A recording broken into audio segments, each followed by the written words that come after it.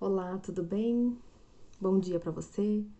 Hoje eu quero compartilhar com você uma mensagem que está lá no livro de Eclesiastes, Eclesiastes do rei Salomão, né, filho de Davi, no capítulo 7, em que fala ali sobre as vantagens do sofrimento, da paciência e da moderação. Ao que tudo indica, essas vantagens, ou melhor, a vantagem é que nós adquirimos sabedoria quando passamos por estes momentos, momentos que parecem de sofrimento, momentos que exigem paciência, momentos que exigem moderação. E é nesses momentos que nós aprendemos a ser, né, e a ter sabedoria, a ser sábios e a ter sabedoria. Ao contrário daqueles que não passam por estes momentos, ao contrário do ímpio, como aqui mesmo se refere, que não passa por estes momentos, ou talvez eles não são tão intensos e nem predominantes, e que eles não adquirem a sabedoria. Então, por isso até mesmo que a palavra de Deus fala lá no Novo Testamento sobre quando Deus, né, ele na verdade, ele nas nossas fraquezas é que ele trabalha conosco, é nas nossas fraquezas, nas injúrias, nas difamações, nos momentos difíceis, é que ele nos capacita e que ele nos aumenta a fé, que ele nos fortalece. Então, para entendermos um pouquinho sobre estes momentos que você talvez possa estar passando ou já passou, mas que com certeza, se você passou por estes momentos e você teve ali paciência, você adquiriu moderação, agiu de forma prudente, eu tenho certeza que você adquiriu mais sabedoria, você ficou mais sábio, porque você passou e teve essas experiências e aprendeu. Não basta ter somente as experiências.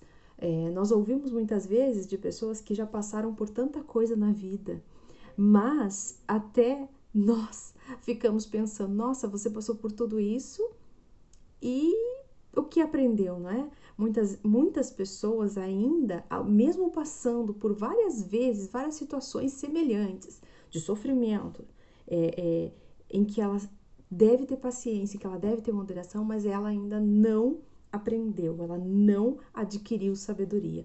Então é importante nós prestarmos atenção nestes momentos, porque eles têm vantagens muito grandes para todos nós, têm aprendizados muito grandes e são valiosos. E nós, por passarmos por essas situações, né, que aos nossos olhos só é desgraça ou talvez sofrimento, muitas vezes aquilo ali é que vai nos trazer grande sabedoria veja bem, se nós nos aplicarmos ao Senhor, se nós voltarmos nosso coração para aprender aquilo que o Senhor quer nos ensinar diante daqueles fatos, diante daquela situação. Então vamos à leitura ali de Eclesiastes, que o Espírito Santo vai falar ao teu coração e vai colocar as palavras certas para que você possa compreender e você ser levado, não é, a entender aquilo que ele quer e ele tem para você, a você tirar e extrair o melhor das situações difíceis pelas quais você já passou, que você venha então fazer uma reflexão e talvez daquilo da dificuldade que você hoje está passando ou porventura venha a passar, tá bom? Então, capítulo 7, nós vamos ler ali alguns números, né, de versículos. Vamos começar pelo versículo 1, capítulo 7, diz assim: melhor é a boa fama do que o melhor unguento, e o dia da morte do que o dia do nascimento de alguém.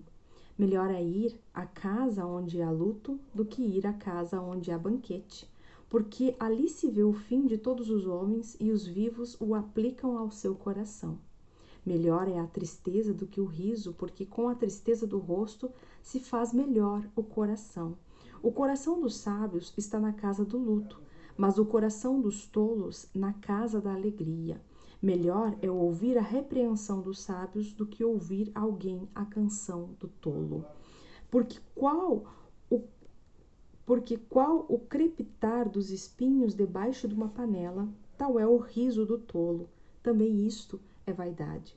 Verdadeiramente a opressão faz endoidecer até o sábio, e a peita corrompe o coração. Melhor é o fim das coisas do que o princípio delas. Melhor é o longânimo do que o altivo de coração. Não te apresses no teu espírito a irar-te, porque a ira abriga-se no seio dos tolos. Nunca digas, porque foram todos os dias passados melhores do que estes. Talvez hoje você diga isso, né? Parece até que os dias que passaram foram melhores do que estes aos quais nós estamos enfrentando uma pandemia. Veja bem, né? Onde vai o nosso pensamento? Onde vão as nossas ideias? E aqui o salmista já dizia, há muitos milhões de anos atrás. E diz mais, porque nunca com sabedoria isto perguntarias? Ou seja, aquele que tem sabedoria, aquele que já passou por certas situações e aprendeu com Deus, ele jamais perguntaria isso. Então, que nós venhamos fazer aí uma análise, né, daquilo que nós estamos até mesmo pensando ou que quer passar pela nossa mente sobre os dias passados serem melhores ou talvez tenham acontecido coisas melhores do que as de hoje. Se isso está passando pela sua cabeça ou você já pensou, repense, não é? Porque a palavra de Deus fala que através de Salomão, um homem que foi muito usado por Deus em sabedoria, a qual ele pediu ao Senhor, e o Senhor nos diz que se nós quisermos sabedoria, peçamos a Ele e Ele nos dá deliberadamente. Ele disse, né, que nenhuma pessoa com sabedoria perguntaria isso. Tão boa é a sabedoria como a herança, e dela tiram proveito os que veem o sol, porque a sabedoria serve de sombra, como de sombra serve o dinheiro, mas a excelência da sabedoria é que ela dá vida ao seu possuidor. Atenta para a obra de Deus, porque quem poderá endireitar o que ele fez torto? No dia da prosperidade, goza do bem, mas no dia da adversidade, considera, porque também Deus fez a este em oposição àquele, ou seja, Deus fez o dia da adversidade em oposição ao dia da prosperidade, para que o homem nada ache que tenha de vir depois dele. Depois dele quem? Depois do dia da adversidade, para que o homem não fique esperando, é o fim, agora o que eu tenho que esperar, né? Para que o homem não fique esperando o que vem depois de tudo que está acontecendo, depois do sofrimento, depois da bagunça toda, não é?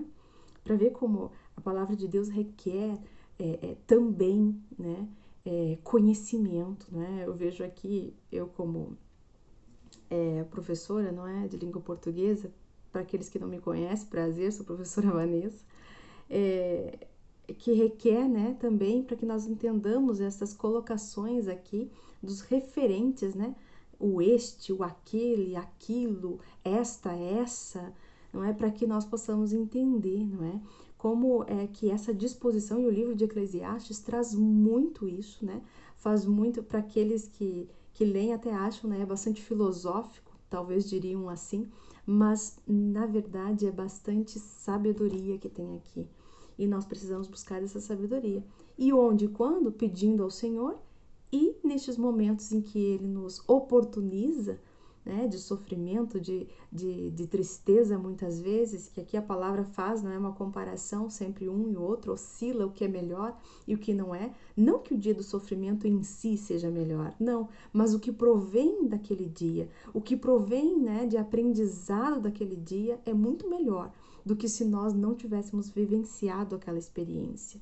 A palavra diz mais sobre isso, diz assim, tudo isso vi nos dias da minha vaidade. Há um justo que perece na sua justiça, e há um ímpio que prolonga os seus dias na sua maldade.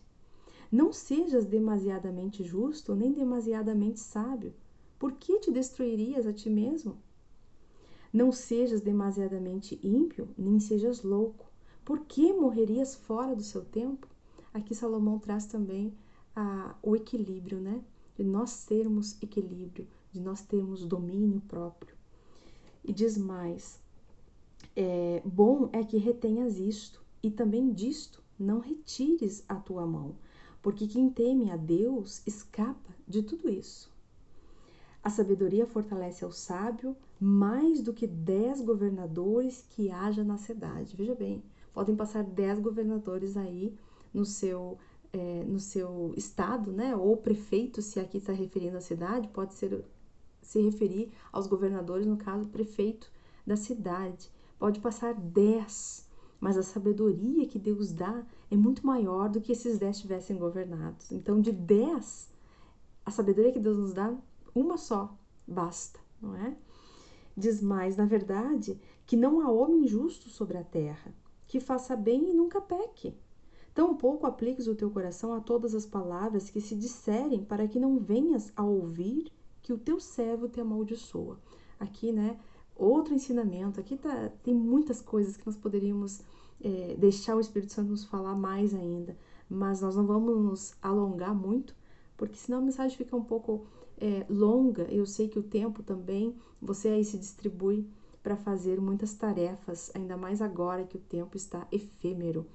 Mas aqui a palavra de Deus fala, na verdade ele sempre foi efêmero, né?